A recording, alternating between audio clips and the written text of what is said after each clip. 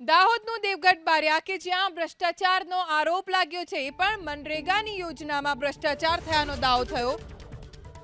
કોંગ્રેસના નેતાઓએ દેવગઢ બારિયાના કુવા ગામની મુલાકાત લીધી।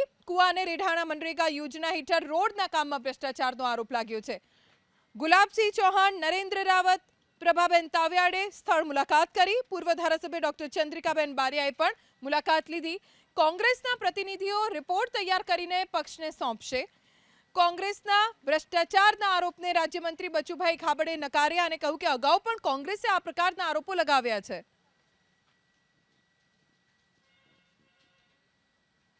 જોગળબારીના કરુણા કૌભાંડને લઈને જે કોંગ્રેસ દ્વારા આક્ષેપ લગાવવામાં આવ્યો હતો, જો કે આજરોજ હાલ આપણે જે વિસ્તારમાં છે ત્યાં હાલ જે ટીમ આવી છે ને તમામ પ્રકારની તપાસ હાથ ધરી છે।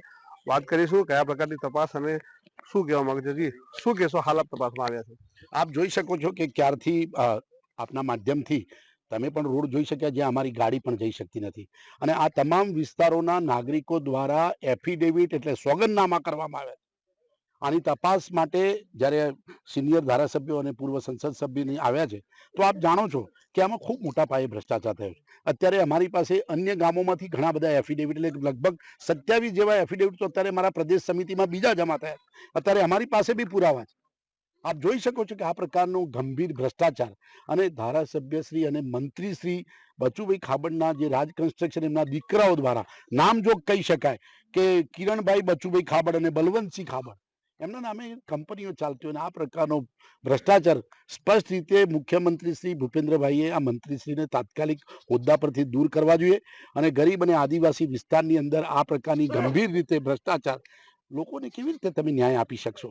અને આ બાબતે અમે ગંભીર રીતે અમારા પ્રતિનિધિ મંડળ સાથે અમે રજૂઆત કરવાના છીએ અને તાત્કાલિક પગલાંની અમે માગણી કરીશું।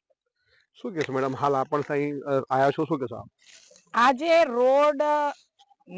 રોડ કર્યા નથી ને રોડના નામે જેમ આગળ કહ્યું એમ બચુભાઈ ખાબડ મંત્રીશ્રી ગ્રામ વિકાસ એજન્સી મારફતે એમને આ રોડ કર્યા છે, એમના દીકરાઓની એજન્સી મારફતે કર્યા છે।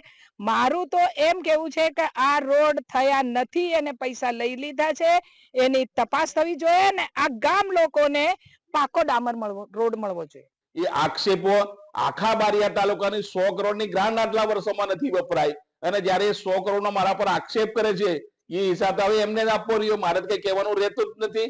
અને આ કામ અમે કોઈ વ્યક્તિગત કોઈ વ્યક્તિને આપતા નથી, કોઈ એજન્સીને આપતા નથી, આ તો માંગ આધારિત યોજનાઓ છે। એટલે એમાં કઈ એ પ્રશ્ન અને આક્ષેપો તદ્દન સત્યથી વેગળા છે, એને અમે નકારી કાઢીએ છીએ। અને એ એમને 3 વખત તપાસ કરાવી તોય અમારું તંત્ર પણ એમને સહયોગ આલીને કામ કરી રહીશ।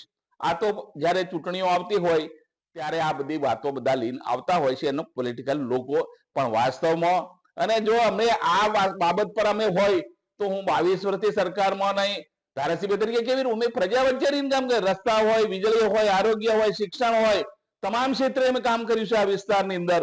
ત્યારે આ બધો વિકાસ કદાચ મને લાગે કોણ જોતું છે ખબર નથી, પણ એ જે આજે અમારી ટીમ આપી એ લોકોએ પણ સ્થળ પર જઈને ખાતરી કરી છે, અને એમને પોતાને પણ સંતોષ દિલથી થયો છે, પણ કદાચ બીજી રીતે ના પણ થતો હોય આ કામ દેખાય એટલે।